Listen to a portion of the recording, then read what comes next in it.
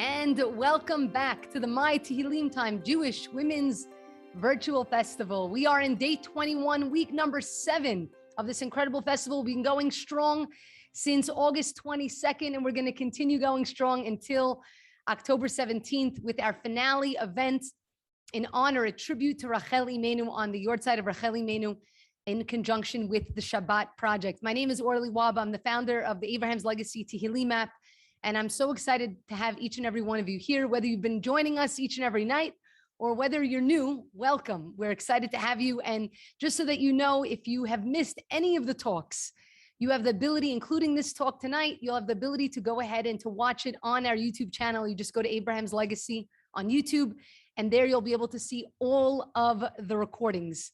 Before I introduce this evening's or today's speaker, just a few things. For those of you that are new to this, just know that you can go to abrahamslegacy.com/sign up. And there you'll have the opportunity to see the entire agenda, all of the speakers that are coming up, the topics that they're going to be speaking about. You'll also have the opportunity to register. And when you do, you'll then receive an email reminder from us letting you know who is the next speaker and also getting to understand their Tehillim time story. So be sure to check your spam or promotions folders because sometimes they can go into those inboxes. In addition, on our website, you'll be able to submit your own Tehillim inspired story, because the truth of the matter is we all have a story to share with the world, something inspiring to do with tefillah. And when we share our story and when we're courageous enough to share our story, we actually inspire others to share their story. We create dialogue around this very, very important topic. So I want to encourage all of you to perhaps take the time. If you might be camera shy, I totally get that. And you want to submit a text, you can do that directly on the website. And if you do, you'll be entered to win our 100% pure Copper Netillah cup. We're going to be doing that raffle at the very end of the festival. If you're joining for the first time, right after I'm going to introduce our speaker, she's going to wow us with some very powerful words. And I'm excited for tonight's topic, talking about Tehillim to find your soulmate. As I've shared with many of you, I'm still in search of my zivug, wherever he may be, but I know HASHEM is taking care of things and he's planting seeds. So we don't always see things happen just like that. So I'm very, very excited for tonight's talk. After the talk, please stay on. We're going to be doing a 6-minute Tehillim read through the Abraham's Legacy Tehillim app. This is a free app that was created in memory of my grandfather, Avraham ben Polin. And so you can download it directly on your iPhone or Android. If you don't have a smartphone, don't worry, you're not excluded from taking part. Just take a book of Tehillim, open it up. And if you don't have a book of Tehillim, that's okay. You can open up your heart. HASHEM gave us the words, Hakol Kol Yaakov. We have the words to be able to talk to HASHEM at any time. And you can just say your words to HASHEM during our 6 minutes. After our 6-minute Tehillim read, for those of you that may have questions for our guest speaker this evening, feel free to write those questions during the talk and you'll be able to ask at the end. And then, of course, we're going to do our raffle. Tonight's raffle is 100% pure Copper Netillah cup, giving you the opportunity to make a hidur mitzvah and bring your mitzvah Netillah to another level. Such a tremendous and such an important mitzvah. I want to just mention that tonight's talk and tonight's Tehillim read is in memory of my grandfather, Avraham ben Polin, and for the refuah shlema of Marie Becky Batalioni. We also have an entire list here. We're going to post it again of those that are needing, whether it be refuah shlema, whether it's Elul nishmatam, whether it's zivug. If you have a name that you want to add, feel free to add it. You can send it to me as well directly, and I'll make sure to add it to our list. At the end, I'm going to be sharing a bit more about our October 17th finale event in conjunction with the Shabbat Project. So make sure to stay tuned. I'm very, very excited now to introduce our speaker for this evening, Rebbetzin Yehudis Golshevsky. Rebbetzin Yehudis Golshevsky is the director of Shifty, an international women's Torah center based in Yerushalayim. And Rebbetzin Golshevsky has been a well-known Torah educator in Jerusalem and abroad for nearly 30 years with students from all over the world. She's a published author, editor, and translator, but teaching Torah is her first love. And so it's very fitting that she's going to be speaking to us, the concept of love, Tehillim, to find our soulmate. Welcome, Rebbetzin Golshevsky. Thank you so much for being here. Thank you so much for having me, Orly. I appreciate the introduction. It's very kind of you. I would also like to add a dedication for our learning because my husband is getting over COVID, and his name is Micha Chaim ben Merle Esther. He should have a refuah shlema, refuah sad nefesh, refuah sad guf, b'soch shachol Yisrael, Amen. together. So, okay, so Tehillim, the title of what I'm talking about, I didn't choose. It was, like granted to me. Everything being Min Hashamayim, I say, okay, so in the title itself, right, Tehillim to find the soulmate already, because I'm a daikanit a little bit, I'm very particular about language. So first of all, I want to make I want to say something I say to all of the single women that I know. It is not your job to find your soulmate. It says in the Gemara, Derech Bal HaAveda Lachzor Acharei Avedato. It is the way of someone who's lost something to search and search until they find their lost object. And it is a fact that the wife is the lost object and the seeker is meant to be the husband. And so a very big part of prayer for marriage and to find one's zivug is really about praying for one's future spouse, that he should have the siyata dishmaya to be able to, and the good sense, to seek you out in the right place and to recognize you when he finds you. So daven for his siyata dishmaya, because it's actually his job. Derech bal ha'aveda lachazor acharei avedaso. It's the way of a person who has lost something to seek and seek until he finds it. Now, the other bit of daikanut, of me being particular, is Tehillim to find a soulmate is like, I should give you a recipe. It's like a recipe, like if you do this and you put so many teaspoons and like half a cup of this, it's like you put it together and it's like suddenly you're going to come out with the result that you want. And this is, I think, not really the approach, because there is a geulah aspect. There is a geulah aspect to the recitation of Tehillim, but that's not a Tehillim story that I'm going to tell today. Although there is, if anybody is not familiar with the term geulah is something that you do down here in this world, and it sort of rises to a higher plane where it has its effect, where it has its mechanism, we'll call it. It's on the spiritual plane, it's not in the physical plane. And then it comes back down and it has an effect down here in this world, and you cannot see a causal relationship between what you did in this world and what the result was in this world, because the mechanism is a hidden mechanism. That's one way of defining the geulah. And in our tradition, we have many, many kinds of geulot, but the and prayer is like the ultimate geulah, the Jewish people, because the Jewish people call them geulah. And we know that what we are is prayer. So Tehillim as a geulah, meaning to recite and recite. And someone says, say this parak 13 times, do it on this day. If you say certain tefillot, shiurim in the morning, before Shmot HaBoker, before the dawn, we have so many geulot of prayer geulot, and a lot of them involve Tehillim.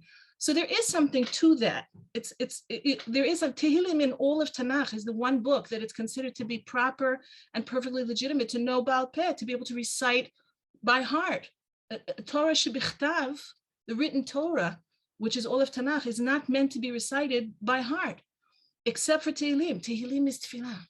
It's tefillah. It's supposed to flow. We should know it. It should be what we say, shagu b'finu, flowing from our mouths, effortlessly, part of us.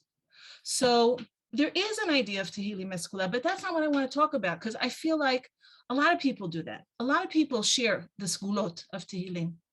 And I want to talk about Tehillim in the context of the soulmate, right? Because it's not about the finding. Okay, so we'll say the soulmate. To speak about it in terms of its avoda, in terms of what Tehillim gives us in our divine service, and how necessary what we have in Tehillim is necessary for the pathway to marriage and also to being married and like being a person in general, right? All of the things that we need for being the people who serve Hashem and the people who can have happy, wonderful marriages, right? So let's think about what Tehillim is in essence. Tehillim is what we would call the hitbodedut, or I'm Ashkenazic, so I say hisbodedus, but either way, the personal private prayer of David HaMelech. And by the way, it's here we are at David HaMelech, it's Kever David behind me. So I'm not really there, but like that's the wonders of modern technology. So, it's the private personal outpouring of the soul of David HaMelech and other tzaddikim, because Tehillim is not only David HaMelech. Now, the essence, Reb Nosson of Breslov says, the essence of that hitbodedut is what we would call a marriage of Torah and prayer, is the joining together of two different pathways. Because HaKadosh Baruch Hu, he gives us like a vision. It's not suggestions, it's commandments, but we'll say like the vision of what he wants of us, right? Of how he wants us to be, how he wants us to live. And here we are with this whole big, like book of instructions and guidance. And then you have to say, in order to make it happen, right? It's not enough to know what the Torah says.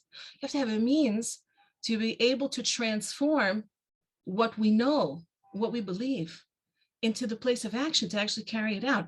And so you make a joining of Torah and tefillah. It's not just tefillah that's united to what the learning is. So what do we find again and again in Tehillim? What are the tzaddikim always, David HaMelech especially, always asking, Hashem, show me your way.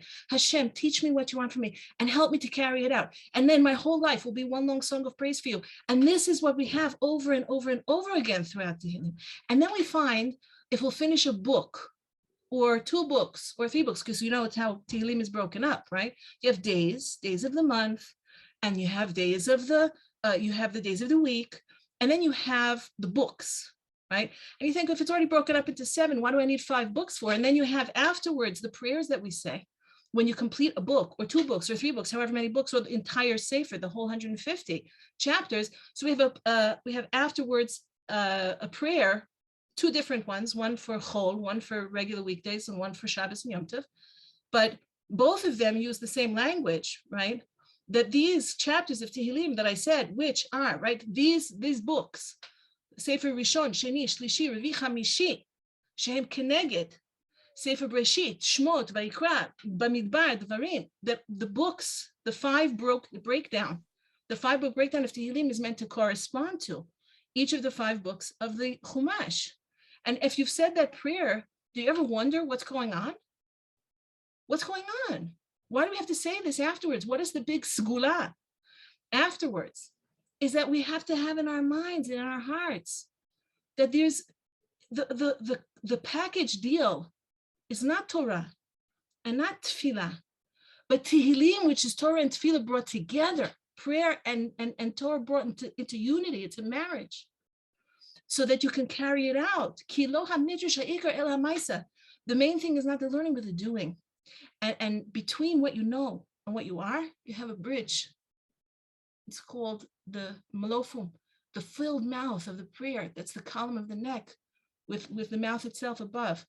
And that's what is needed. So Tehillim is the most powerful way. That's the essence of the Tehillim. Meaning, if we're going to talk about what it is in general, right, in the bigger sense. So there are Tehillim, chapters of Tehillim, that are especially efficacious at clearing away obstacles that get in the way of people finding their zibuk. And I have to make a recommendation in a forum like this, that Rabbi Nachman of Breslov recommended 10 specific chapters, and they are, people make the mistake of thinking that they're only for men, and they are not only for men, but women also in Breslov, in the Yerushalmi Breslov community, and that this is something that women also do. Because it's about healing the isolation and the soul sickness that comes from isolation. And that's something that is relevant to everybody. And I'm going to tell you a story.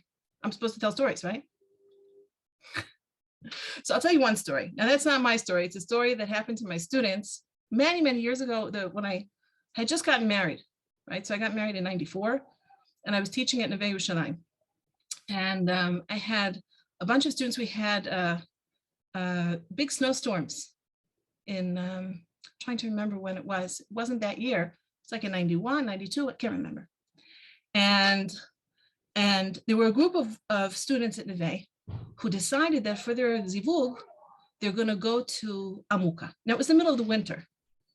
So they're going to go to Amuka. Amuka is the grave site of Rav Yonatan ben Uziel. It's a very famous site. Cave Rav Tzadik in Eretz Yisrael, people go there to pray to find their match, because Rav Yonatan ben Uziel, one of the great Tanoim, he never married because he was devoted so much to Torah. And so it's a tradition that he helps to intercede. It's tzaddik who will intercede on behalf of those who are seeking their mate. So they decided they're going to do a great act of mesirut nefesh. They're going to go to Amuka in the winter. It's freezing up there. But little did they realize that there was actually like a ton of snow up there. There had been snow in Yerushalayim, but a ton of snow. They spoke to Rebbetzin Heller.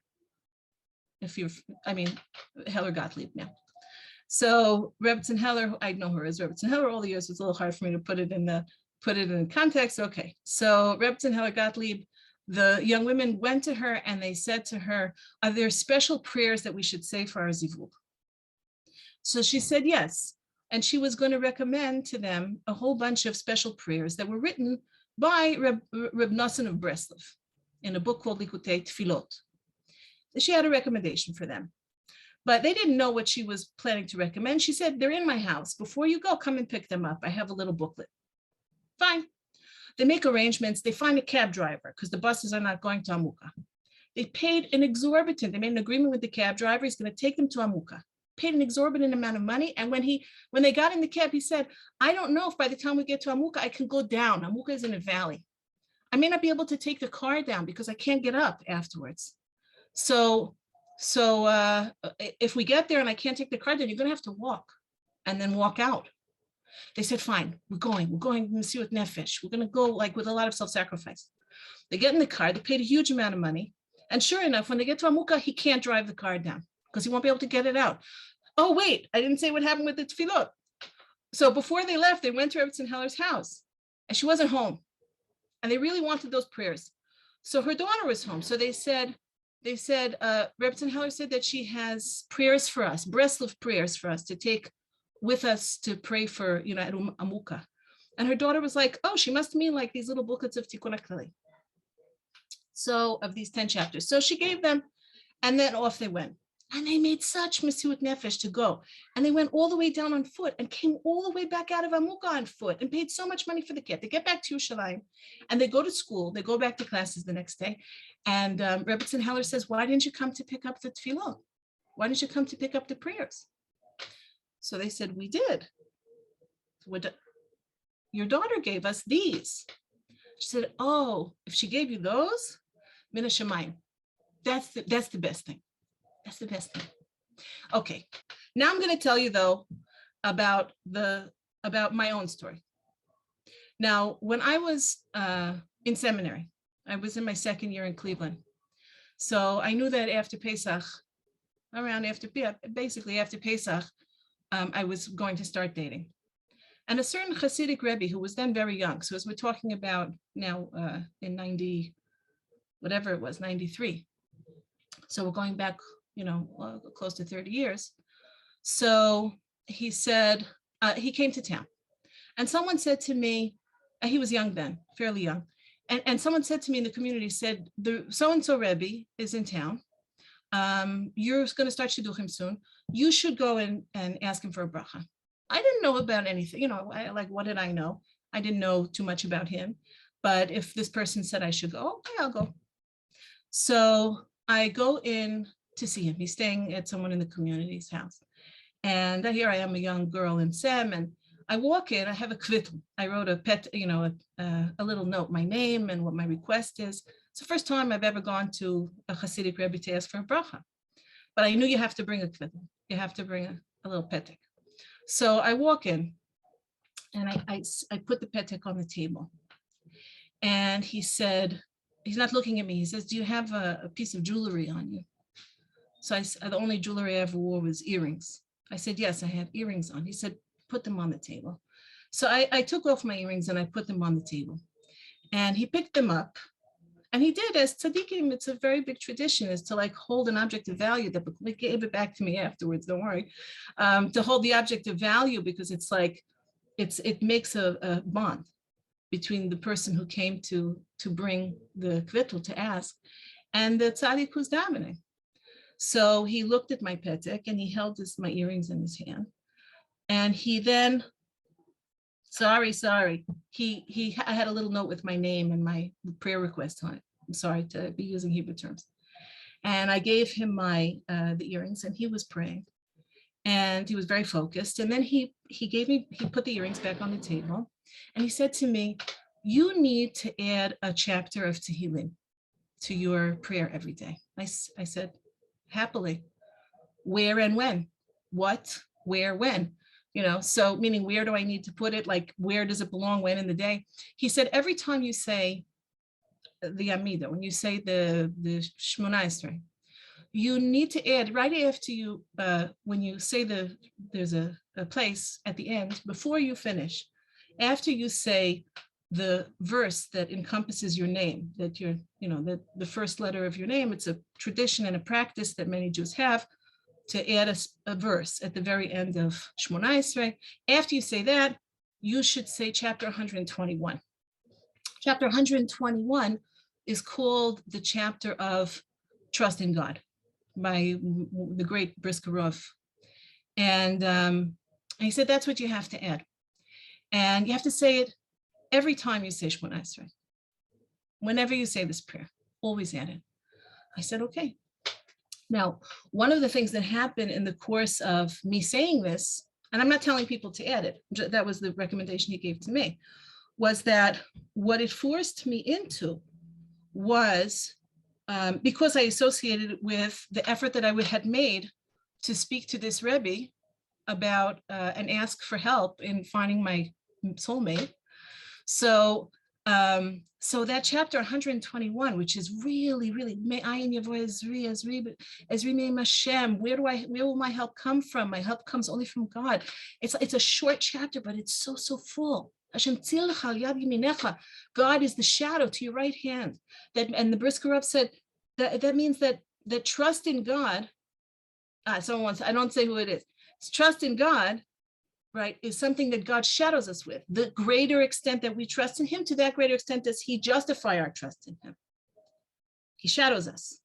So I had ample opportunities day after day, several times a day, to focus on my trust in God. And so instead of it feeling like a geulah, like it was something that I was doing like talismanically, it was such deep work. It was such deep work because I was realizing the extent to which I was completely dependent on my Creator for that which I wanted and needed. Now, I got married not too long afterwards. I mean, and it's funny because when I got engaged, my menahelet, the head of my school, she said, you? I was sure it was going to take you a long time.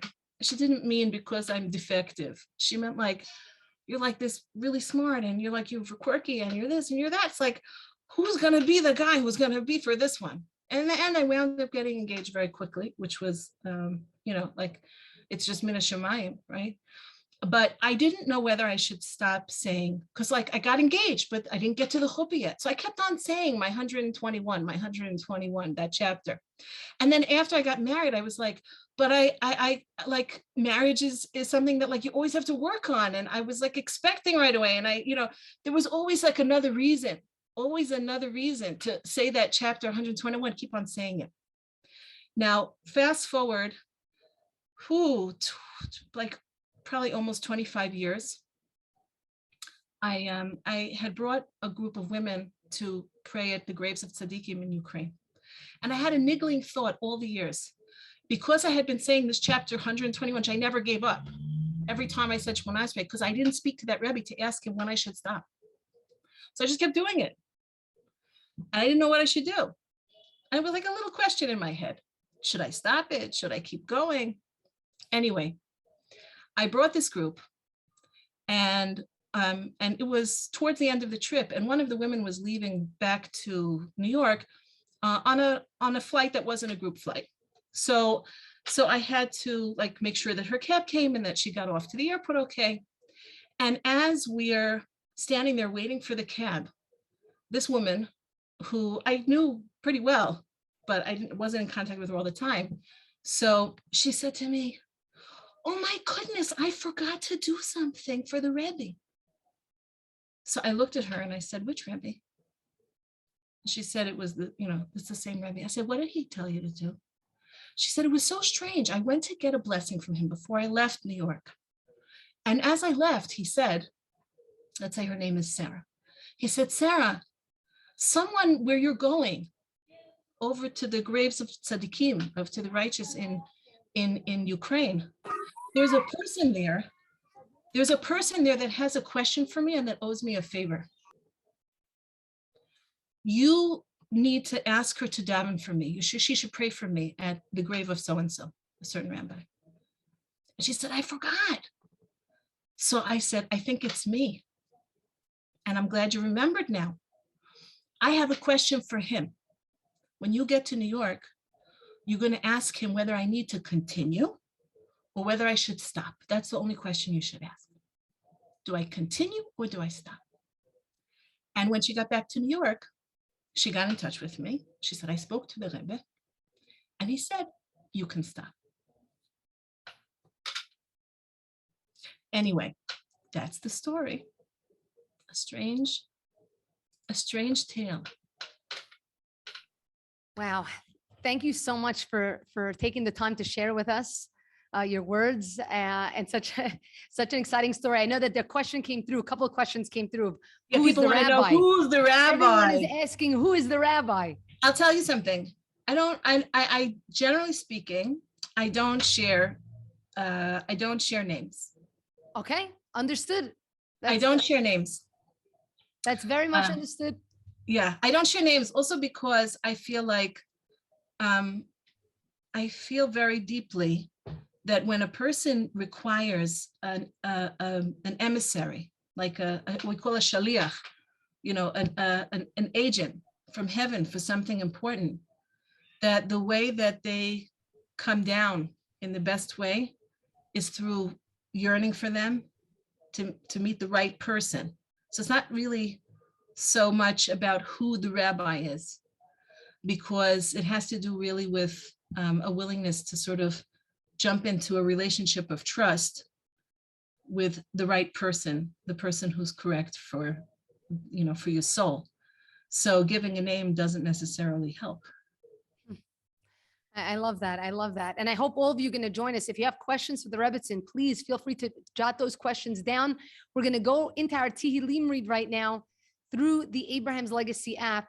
And then I have one thing I'd like to share also at the end, and we're going to do then our raffle. So if you have any questions, you can type them here, and let's get started with our Tehillim read. Thank you so much, Rebbetzin, for joining us. Here we go. On behalf of Abraham's Legacy, we are excited to lead you in a Tehillim reading, where each and every one of us, from wherever we are in the world, can easily join in and complete a book of Tehillim in unison within minutes through a very special app called Abraham's Legacy, Tehillim Together, in memory of Avraham ben Polin. To be part of the global Tehillim read happening now, download Abraham's Legacy on your mobile device from the App Store, available for iOS and Android. You can also scan this QR code with your phone. To scan a QR code, simply open the camera on your phone and hold it up to this image. A link will appear on top, which you can click, and it will direct you to download the app. I'll give you all a moment to download the app.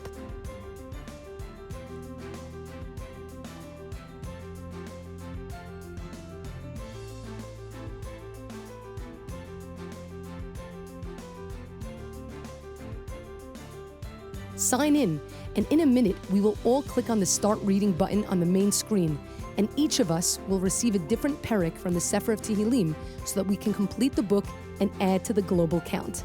In the top right corner, you can click the icon to switch your language if you like. You'll also be able to see in real time the amount of people reading and countries reading. Don't forget, you'll need to confirm that you've completed the chapter.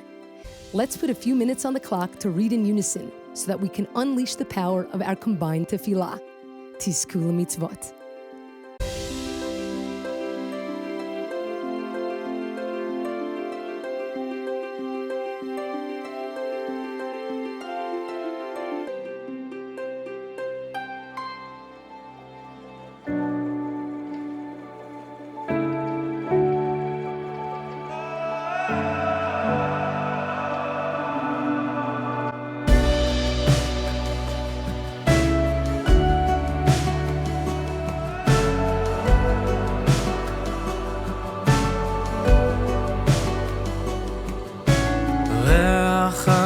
אהבות עוד באוויר, עם עייף חובש פצעיו, יושב סופר ימיו, צעקות בושה בכל העיר, דור רוצה תשובה עכשיו, זכאי ולא חייב. בגוף עייף מכישלונות, בלב שבור לחתיכות, נחכה לך שתקבל פנינו. לך קראנו בלילות, ועוד נצעק ברחובות, רחם עלינו אבא הושיענו, הושיענו.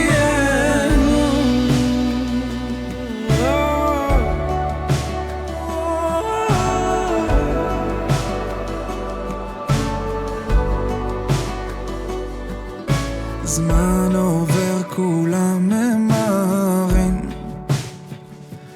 דור מחיש את פעמיו, רוצה הכל עכשיו, שמש בשמיים אפורים, עם בארץ אבותיו, נלחם עוד על חייו. בגוף עייף מכישלונות, בלב שבור לחתיכות, מחכה לך שתקבל פנינו.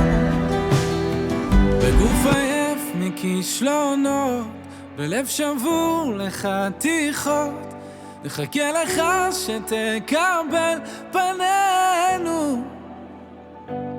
לך קראנו בלילות, ועוד נצעק ברחובות, רחם עלינו אבא הושיענו, הושיענו.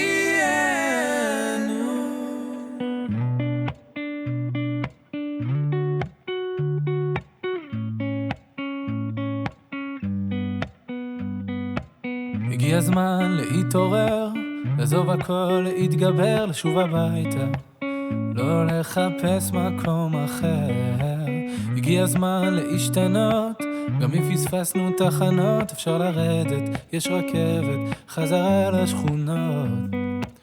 הכל אפשר רק אם נרצה, המחפש תמיד מוצא, גם אם הוא נמצא שם הרחק בקצה. דלתות שמיים לא ננעלו, כשהבן קורא הצילו, אבא שבשמיים מגיע אפילו שעשינו משהו רע, הוא מוחל וסולח, מוחל וסולח, מושיט ידו לעזרה ונותן ברחמיו את הכוח לתקן ולשוב אליו.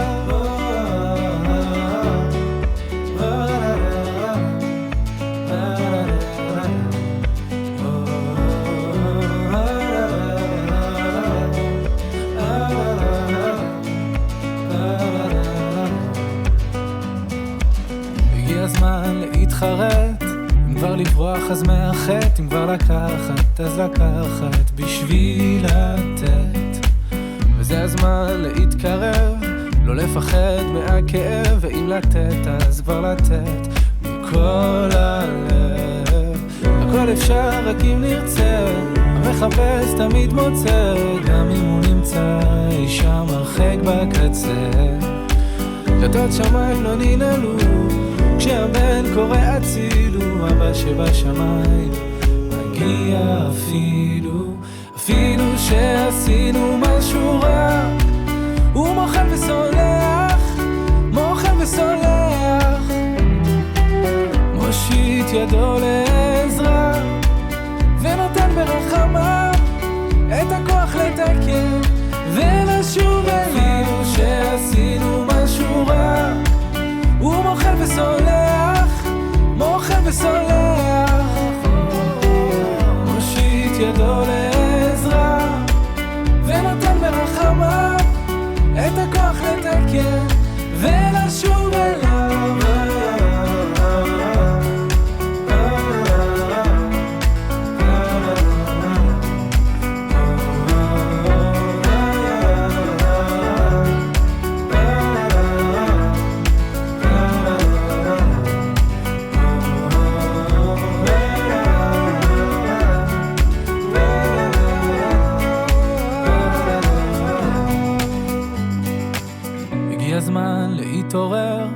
לעזוב הכל, להתגבר, לשוב הביתה. And you can go ahead and finish reading your chapter. We are maybe just a couple of chapters at this point away from finishing the book in 6 minutes. I hope that you can continue to use this app. Just so you know, we're 40 people on. If each and every one of us take the time, just 1 minute a day to read a perek, how amazing would it be? How many sefarim can we complete as a unit? It's incredible. With over 500,000 chapters already completed on the app, it's absolutely amazing. And it makes me so happy, as this is in memory of my grandfather, Avraham ben Pauline. So I want to thank all of you for taking the time to read, and hopefully you continue to use the app as you need, as B'ezrat Hashem it continues to grow. And I hope to share more information about that. I know we're running a little bit late today, so I don't want to hold this up, but I do want to open up. If anybody has any questions, feel free to jot your questions down, and I'll be sure to ask the Rabbanit. I do want to share one thing. The Rabbanit mentioned, it's not about you praying as the girl to find your zivug. It's really, you're praying for your zivug. You're praying for your husband to be able to have the zechut to find you, because it's actually his job. And it's something I very much do when I am praying to find my zivug. I'm praying for him as well to find me. And I find that that's also because, as we know, this entire event since August 22nd, we know that this event is about unifying Am Yisrael. Why? Because we want the geulah. That's it. We're ready. We're overdone. We're overdone. And the truth of the matter is, it's the same way in which I pray for Mashiach. So when I pray for Mashiach, this is the biggest prayer I had in my heart since I'm a kid. But I pray for Mashiach himself. I pray for him wherever he may be, because we know that there is, in every single generation, there is a person that has the potential to be Mashiach. He just doesn't know it yet until HaShem reveals it to him. And so when I pray, very, very similar to the way you were just describing in terms of your Baal, I pray for Mashiach wherever he is. I pray for him to be able to have the strength, to have the courage, to be able to have the perseverance, because it must be very, very difficult wherever he may be, to continue to become that, to become Mashiach, to be able to continue to persevere. So I think that there's a lot of connections there in terms of how you're saying, in terms of that concept of tefillah. And perhaps it's something that we can take into our hearts, into our lives. B'ezrat Hashem, through all of our tefillot, we should be able to usher in the time of Mashiach. The ability is really in our hands. It just requires us to do one thing. One thing. It just requires us to love each other. Guys, it requires us to love each other. I don't know all of you, but I tell you, from seeing so many of you time and time again and receiving messages from you, I love you. Now you might say, Orly, how do you love me? You don't know me. I don't know. Hashem gave me a big capacity to love. I love people. I say that my job actually is falling in love with people more and more each day. I love people. You know why I love people? Because if I love Hashem, how could I not love people? Because there is a spark of Hashem inside of every single one of you, inside of every person here, inside of every person out there, regardless of the mistakes that they make, regardless of the things that they may do wrong, or that we think they do wrong because we are doing things one way, they're doing things a different way. Who's to say who's doing things anyway? Just love people. Hashem is his job. His job is judging. I don't want that job. It's a very hard job. I don't want it. It's a headache. I feel bad that he has this job. I don't want it. You know what I want to do? I just want to love people. So let's try and do that. Let's just try and do that. Try to pass less judgment. Try to see a little bit of ourselves in one another, because there's a little bit of us in each other. I tell you, it's crazy what we'll have the potential to do. Do we want it enough? Do we really want it enough? Because if we really want enough, it would be here. We have to want it so much in every fiber of our being. I'll tell you one quick story. I really don't share this story very often, and I'm sorry, I know that we're a little bit over. And I don't even know why I'm sharing this story right now, but this was 7 years ago, just because I was by my cousin just about a week ago, and cousin that lives here in Israel. And this is way before I was ever thinking about doing Aliyah. And I was here with one of my cousins. I decided I wanted to come to Israel. Always loved Israel. My family was coming for a bar mitzvah. And I was convinced it was going to be Tisha B'Av. I was convinced Mashiach is coming. I said in my head, listen, all the tefillot are written in Hoveh. You have to believe it. Hashem wants us to really believe it, because if we truly, truly believe it, we have the ability to actually bring those things into our life. So I started in my head as I'm praying each day coming up to this day, and I said, I need to be in Israel before Tisha B'Av. I must be here on Day Tisha B'Av. And I was praying and praying and praying. And I really felt it. I really believed it. I got a ticket earlier than everybody. And I came here. I was beyond excited. I was going to be by the Kotel all day. I said, I'm not moving. I'm not moving, Hashem. I believe it. I'm not leaving until I hear that shofar. And I'm standing there in Arvit. Okay. And I was doing a Tanit Dibur. Okay. So I'm standing there in Arvit. And I get to the section, to Kabbalah Shofar Gadol. Now, some of you heard me tell my story about the pasuk in Tehillim that I repeated over and over when I got to it. Lo amut ki achyeh. I get to the section, Kabbalah Shofar Gadol. I said, I'm not leaving this pasuk. I'm going to say Kabbalah Shofar Gadol 1,000 times, 100, until it's going to happen. Kabbalah Shofar Gadol, I'm saying, and I kept saying it over and over. Kabbalah Shofar Gadol. I'm waiting for this shofar. All of a sudden, guys, like a lightning bolt, I got a pain in my stomach that I don't even know how to describe to you what this pain in the stomach was, okay? Bottom line is I could barely move. My cousin had to carry me back home. I had food poisoning the entire rest of Tisha B'Av. I couldn't go anywhere. Forget about being by the Kotel. And I said, okay, Hashem, I have no idea. I don't know. Am I asking to, but if we believe, okay, if we all believe, okay, and we all continue to ask with a fervor, we have the ability to shake things about. We don't realize what we have the ability to do. Every one of us, we're all extremely powerful. Each person is powerful because there's no extra people in this world, guys, no extra people. You're here, you have air in your lungs. There's a reason why you're here. If we can unify that power, my goodness, what we can do, how we can shake the heavens and really usher in a fantastic time for all of us. All it requires, just to love each other. Bottom line. I'm sorry that I went into a little soliloquy over here. I do apologize. I want us to do our raffle. I haven't forgot about it. So I'm going to share my screen. I'm going to do a raffle for the Netillah cup. I want to congratulate, please give a big thank you, big applause to the Rebbetzin for sharing her words tonight. Thank you so much. And now we're going to do our raffle for the Netillah cup. And this is what you're going to win. I'll send you an email so you can send me your address. And here we go. Let's spin our big wheel.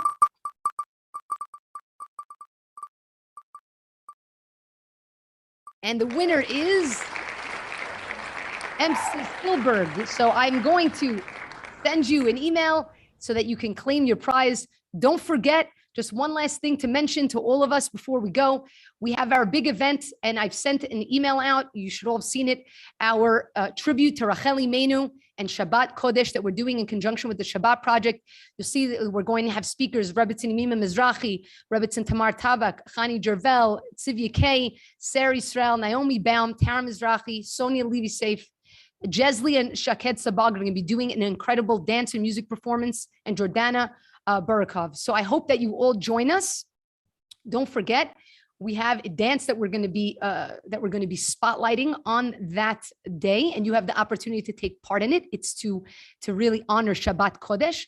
That could be found on our YouTube channel. It is also going to be on the website probably within the next 2 days. You should see it on the website as well. I want to thank you all so much for joining. Remember, Tehillim changes us, and when we change, our world changes.